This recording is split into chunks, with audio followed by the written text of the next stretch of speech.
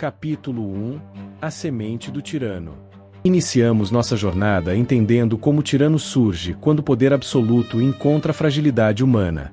Esse arquétipo não depende de época, tecnologia ou sistema político. Ele é um padrão que se repete como um fractal, de Roma a Moscou. O tirano nasce quando a ambição humana se mistura com oportunidades para concentrar poder, muitas vezes ignorando limites e regras. Ele cresce à medida que o medo se espalha, e que a adoração ou a passividade de outros fortalecem sua posição.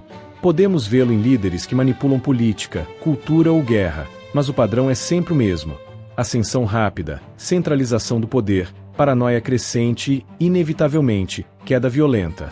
Reconhecer a semente do tirano é mais do que estudar história. É compreender a natureza humana e aprender a proteger a liberdade antes que o ciclo se repita. Capítulo 2 Júlio César, o tirano republicano. Roma vivia uma tensão constante entre tradição e mudança quando Júlio César surgiu. Ele não era apenas um general brilhante, era um estrategista político que conquistava tanto territórios quanto corações. Sua popularidade entre o povo e o exército ameaçava o equilíbrio da república, despertando desconfiança entre os senadores. César avançou passo a passo, centralizando o poder, acumulando títulos e ignorando limites institucionais. A ambição e a busca por controle absoluto começaram a criar uma sombra: paranoia, medo de traição e suspeitas constantes. O padrão do tirano já se manifestava: ascensão rápida, controle intenso e crescente isolamento. A consequência foi inevitável. Sua morte, nas mãos de conspiradores, não apenas terminou sua vida, mas confirmou o ciclo clássico do tirano. Quando o poder se concentra demais nas mãos de um indivíduo, o sistema reage, muitas vezes com violência, para restaurar o equilíbrio. Capítulo 3 Nero, o tirano do caos. Nero representa um tipo diferente de tirano, o que governa pelo medo e pela extravagância. Roma, após períodos de instabilidade, tornou-se seu palco pessoal. Ele centralizou o poder e transformou a cidade em extensão de seus desejos, ignorando qualquer limitação ou conselho. A violência e o terror tornaram-se instrumentos para manter a autoridade, enquanto o luxo e a ostentação reforçavam sua imagem de absoluto controle. Mas, assim como todos os tiranos, sua ascensão trouxe isolamento. A paranoia cresceu, os aliados se tornaram inimigos, e a própria população começou a desconfiar.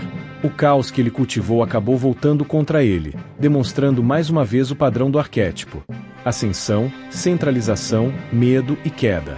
Nero nos ensina que, quando o poder absoluto é usado sem limites, a própria base do domínio torna-se instável e autodestrutiva, repetindo o fractal da história. Capítulo 4 Gengis Khan, o tirano nômade. Gengis Khan é um exemplo fascinante de como o arquétipo do tirano transcende culturas e épocas.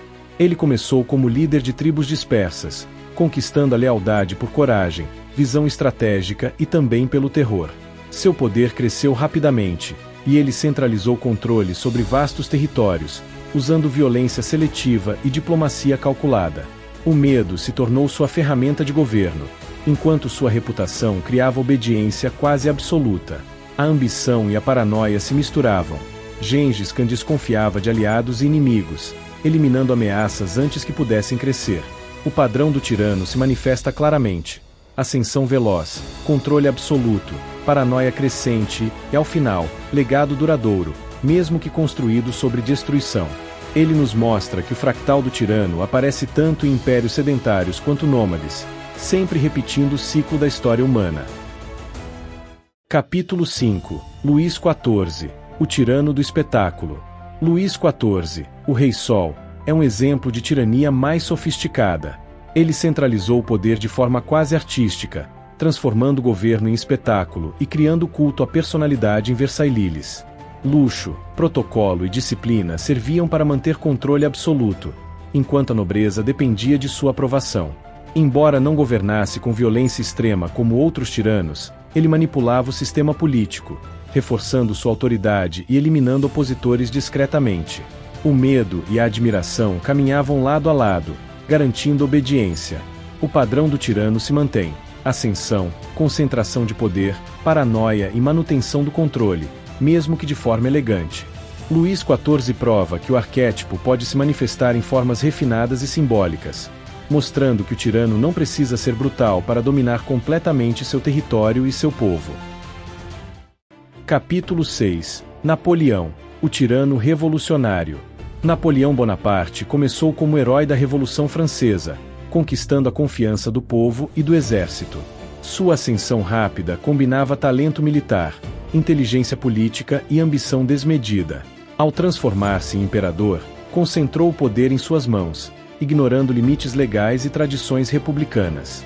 A popularidade que antes o protegia tornou-se perigosa. Napoleão começou a desconfiar de aliados, a controlar cada detalhe do governo e do exército.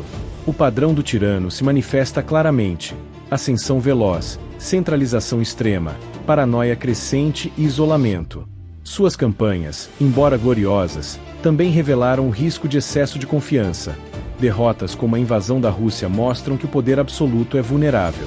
Napoleão é um exemplo clássico de como a ambição humana, quando concentrada sem freios, segue o fractal do tirano: conquista, domínio, desconfiança e, inevitavelmente, queda. Capítulo 7. Hitler, o tirano da ideologia.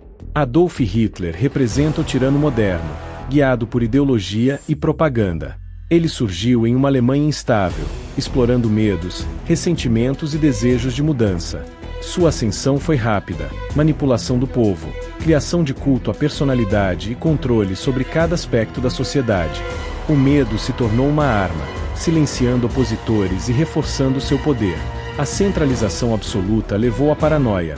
Mesmo aliados próximos podiam se tornar inimigos. O padrão do arquétipo se repete: ascensão, concentração do poder, medo crescente e isolamento. Hitler mostrou que o tirano não precisa apenas da força militar, mas de controle psicológico e ideológico para dominar. Sua queda, com a destruição de sua nação e milhares de vidas, confirma o fractal histórico do tirano, lembrando que o poder absoluto, sem freios, gera inevitavelmente desastre e colapso. Capítulo 8. Stalin, o tirano da sombra. Joseph Stalin é um exemplo extremo do tirano que governa pelas sombras do medo. Ele centralizou o poder total na União Soviética, usando purgas, censura e execução de opositores para consolidar controle absoluto. A paranoia dominava sua mente, desconfiava de todos, inclusive de aliados próximos, e impunha disciplina extrema ao país. O culto à personalidade criou a ilusão de perfeição, mas escondia o terror cotidiano. Stalin ilustra perfeitamente o fractal do tirano: ascensão rápida, centralização total, paranoia crescente e isolamento absoluto. A população, controlada pelo medo, reforçava o poder do líder, mesmo que isso resultasse em sofrimento generalizado. Sua trajetória mostra que o padrão do tirano não se limita a impérios antigos ou guerras. Ele pode se manifestar em regimes modernos, usando controle psicológico e administrativo como arma tão poderosa quanto qualquer exército. Capítulo 9. O fractal do tirano. Padrões eternos. Após analisar casos históricos, percebemos que o tirano segue um padrão repetitivo, ou fractal: ascensão rápida, centralização extrema do poder, paranoia crescente e queda inevitável. Independentemente de cultura, tempo ou tecnologia, esse arquétipo se manifesta de formas semelhantes. A história não mostra apenas homens com ambição desmedida, mas ciclos que se repetem em impérios, repúblicas e regimes modernos. O tirano depende do medo, da adoração e da passividade das pessoas para se sustentar. Reconhecer esses sinais é essencial. Entender o padrão ajuda a prevenir abusos de poder e a proteger instituições e liberdades. O fractal do tirano é, portanto, mais do que um estudo histórico. É uma lição contínua sobre a natureza humana, a fragilidade das estruturas políticas e a necessidade de vigilância constante para que o poder nunca se concentre sem freios. Capítulo 10. O tirano hoje. O fractal no século XXI. Mesmo no século XXI, o arquétipo do tirano continua presente, adaptando-se às novas tecnologias, mídias e estruturas políticas. Líderes autoritários podem surgir usando propaganda, controle da informação e manipulação psicológica, repetindo o mesmo padrão de ascensão, centralização, paranoia e isolamento. A diferença é que hoje o controle pode ser mais sutil, invisível, mas igualmente poderoso. Observar os sinais do fractal histórico é crucial para proteger sociedades e liberdades. Entender o tirano moderno exige consciência de que o poder absoluto, em qualquer época, tende a gerar abuso e destruição. O estudo desse padrão nos permite aprender com o passado, reconhecer líderes que seguem o mesmo ciclo e agir para evitar que o ciclo do tirano se repita. História e presente se conectam, lembrando que o arquétipo do tirano é, acima de tudo, uma lição sobre a vigilância e a responsabilidade humana.